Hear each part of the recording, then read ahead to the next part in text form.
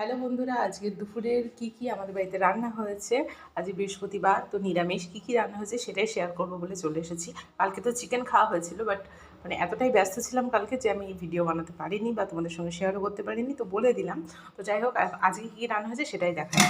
তো এখানে দেখো সাদা ভাত আছে, আমাদের সবার খাওয়া হয়ে গেছে, তারপরে আমার মনে হচ্ছে যে তোমাদের সঙ্গে শেয়ার করা হয়নি, তো এখন চলে এসেছি শেয়ার করতে। তো ভাত আছে আর এখানে আছে টক ডাল, যেটা তো নিরামিষের দিন হবেই, আর গরমের সময় তো আমার খুবই ভালো লাগে টক ডাল। আর রান্না হয়েছে আজকে, এখানে আছে পটল ভাজা, আর এখানে আছে থোড়ের তরকারি।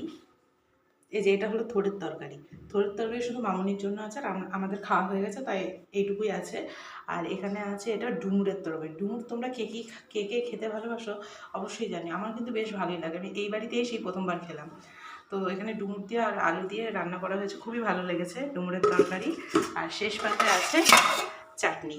তো এই হলো আজকের মেনু। দেখছো আমাদের সবার খাওয়া হয়ে গেছে বলে অল্প অল্পই আছে। তো চলো, তোমাদের আর কি বাড়িতে কে কী খেলে অবশ্যই কমেন্টে জানিও। তো আজকের জন্য টাটা।